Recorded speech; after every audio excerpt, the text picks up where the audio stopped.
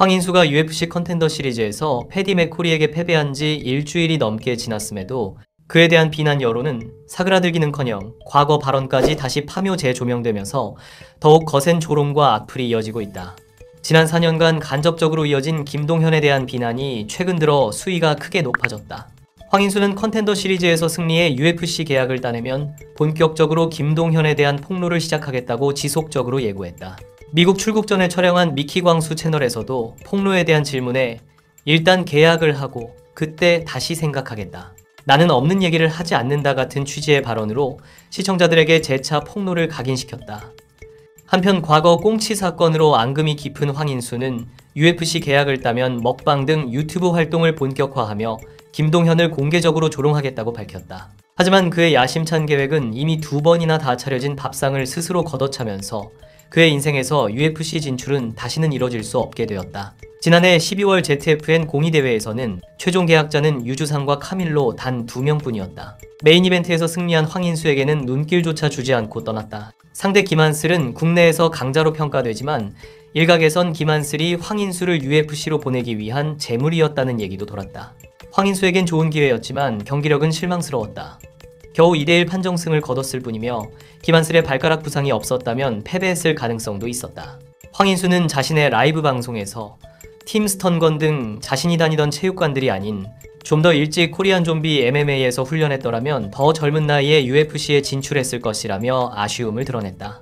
이어 찬성이 형은 모든 선수들의 시합에 세컨으로 따라다니고 매일 체육관에 나와 선수들을 잡아주고 케어해주는 모습이 정말 대단하다고 칭찬했다. 이러한 정찬성의 헌신적이고 열정적인 모습을 보며 황인수는 더욱 확신을 굳힌 듯 이날 라이브에서 김동현을 강도 높게 비난하며 매미는 제 시합지기를 물떠놓고 기도하고 있을 거다 라고 조롱했다. 하지만 여론은 항상 김동현의 편에 기울었었다. 황인수의 온몸을 덮고 있는 문신과 비슷한 부류의 지인들을 보며 그의 발언을 지지하는 팬들은 극소수에 불과했다. 황인수는 평소 UFC 챔피언 출신인 션 스트링랜드나 로버트 휘테커를 두고 나와 싸우면 죽는다는 식의 거만한 발언을 자주 했지만 실제 경기력은 실망스러웠다. 특히 명현만을 상대로 거둔 승리에서는 핸드랩 석고 논란이 불거졌다.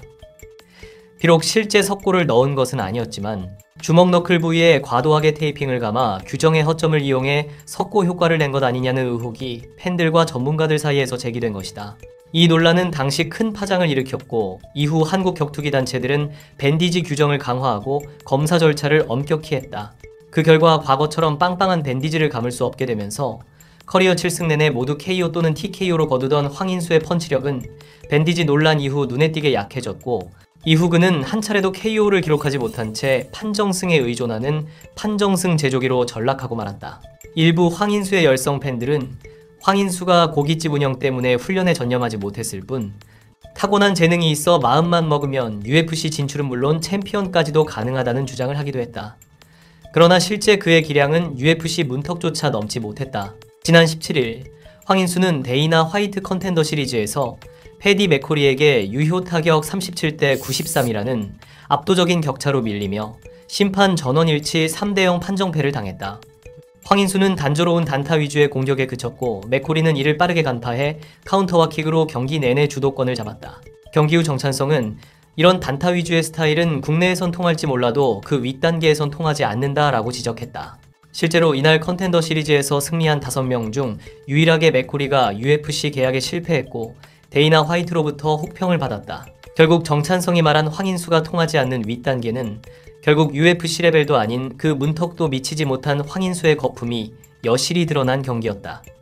이번 경기는 사실상 황인수에게 주어진 마지막 UFC 진출 기회였으며 그마저도 정찬성의 도움 덕분에 잡을 수 있었다. 그는 정찬성과 그의 팀으로부터 전폭적인 지원을 받았고 스스로도 훈련에만 전념하며 반드시 승리를 거둬야 하는 상황이었다. 그러나 결과적으로 처참한 경기력을 보여주었고 미국 MMA 전문 매체 MMA 정키는 황인수와 맥코리의 경기를 가장 낮은 등급인 C도 안 되는 C- 등급으로 평가했다.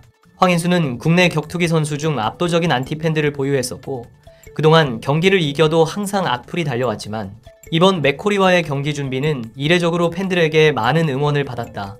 한국 MMA 레전드 정찬성이 세컨을 맡게 되고 유튜브에서 공개된 황인수의 진정성 있고 성실한 경기 준비에 황인수를 안 좋게 바라본 팬들의 시선은 대부분 긍정적으로 바뀌게 되었고, 멋지게 승리해서 계획대로 김동현에 대한 폭로를 한다면 그것 또한 지지하는 팬층 또한 많았을 것이다. 하지만 이번 경기로 인해 황인수의 실력은 결국 한계가 드러났다.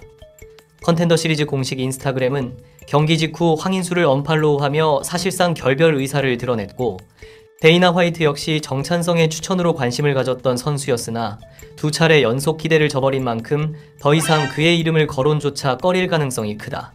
따라서 황인수가 UFC 무대에 다시 설 수 있는 세 번째 기회는 사실상 소멸했다고 보는 것이 합리적이다. 게다가 그는 현재 만 31세 적지 않은 나이기에 UFC가 황인수에게 다시 기회를 줄 가능성은 없다.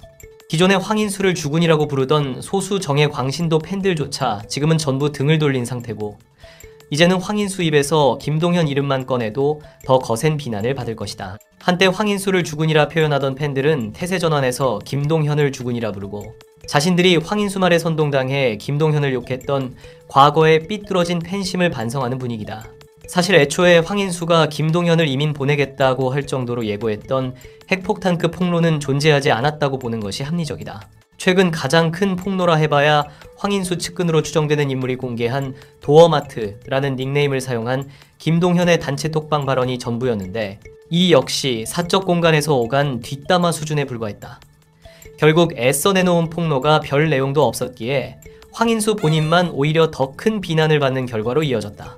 4년 전 처음 폭로했던 김동현의 선수 관리 소홀은 이미 3년 전에 라이브를 통해 입장을 밝혔다. 김동현이 바쁜 방송 활동으로 인해 선수 코칭 및 관리에 소홀했다고 인정하며 사과했었다. 내 생각에 당시 김동현이 사과할 이유는 없었다. 김동현은 팀스턴건 소속 약 20명에 달하는 선수들에게 아침, 점심, 저녁 식사와 숙소 보증금까지 지원해왔다. 황인수는 그 지원 자금이 김동현의 개인 사비가 아니라 주장하지만, 실제로는 김동현이 직접 운영하는 체육관 수입과 김동현의 인지도를 통해 유치한 스폰서십 금액에서 나온 것이다. 결국 이 역시 김동현이 스스로 만들어낸 자원이며, 이를 개인 돈이 아니라고 말하는 것은 납득하기 어렵다. 황인수는 악플러들에 대해 늘 피해의식과 시기 질투로 자신에게 악플을 단다고 말해왔다. 그러나 정작 황인수 본인에게야말로 김동현을 향한 피해의식과 열등감이 뿌리 깊게 자리한 것으로 보인다. 팀스턴건에 몸담던 시절, 자신과는 달리 잘나가는 김동현을 보며 질투했고, 지원에 대한 감사함은커녕 열등감과 피해의식에 사로잡혀 결국 망상에 가까운 태도를 드러내기도 했다. 특히 김동현이 앞에서는 구독자를 위하는 척하면서 뒤에서는 팬들을 개돼지 취급했다는 주장은 사실상 어떻게든 흠집을 내고 싶어 발악하는 모습으로밖에 비치지 않는다. 김동현이 무료로 제공한 식사 자리에서 꽁치를 많이 집었다며 조금 덜어달라고 한 말이 과연 4년 넘게 깊은 앙금으로 남을 만한 일일까? 당시에도 황인수가 민망하지 않도록 사과와 함께 상냥한 말투로 건넨 부탁이었다. 그럼에도 불구하고 황인수는 이를 오랜 원한처럼 끌어안고 있다. 겉으로는 유튜브를 통해 쿨한 남자의 이미지를 내세웠지만 실제로는 이보다 속 좁은 모습은 찾아보기 힘들 정도였다. 이 같은 본성은 여러 차례 해프닝에서도 드러났다. 자신을 비판하는 댓글이나 악플에 대해 과도할 정도로 폭력적이고 극단적인 반응을 보였던 것이다. 결국 지금까지의 인기와 인지도가 잠시 그 기질을 가려주었을 뿐, 이것이야말로 황인수의 본래 모습일지 모른다. 이번 맥코리전을 준비하는 과정에서도 황인수는 주변인들의 전폭적인 지원 속에 일명 황제 트레이닝을 받았다. 그러나 준비 과정에서 그의 태도에는 여러 문제가 드러났다. 수분 감량 과정에서 그는 껄렁한 태도를 보였고, 오히려 정찬성이 그를 달래며 조금만 더 해보자 고 독려해야 할 정도였다. 애초에 황인수는 극한까지 자신을 밀어붙이는 각오도 없었고 간절함도 갖추지 못했다. 실력은 부족하면서도 고집만 강한 모습이었다.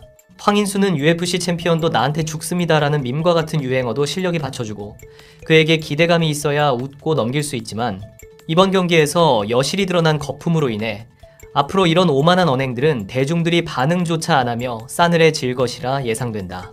김동현은 약 4년 동안 황인수로 인해 심각한 이미지 타격과 심리적 고통을 겪었다. 황인수는 김동현의 채널에 좌표까지 찍으며 악플을 유도했고, 실제로 그의 팬들이 대거 몰려와 장기간 지속적으로 악플을 남겼다. 그럼에도 불구하고 황인수의 UFC 실패와 몰락 이후 김동현은 어떠한 간접적인 저격성 게시글 조차 올리지 않았다. 이는 두 사람의 태도와 품격이 극명하게 갈림을 나타냈다.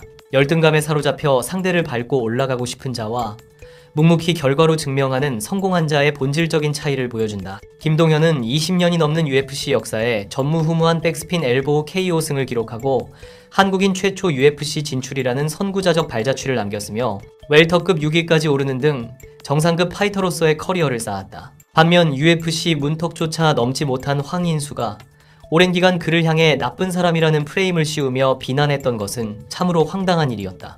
결국 그간 황인수가 했던 행동들이 업보가 되어 이제 와서 모든 것을 돌려받을 차례가 된 것 같다는 생각이 든다.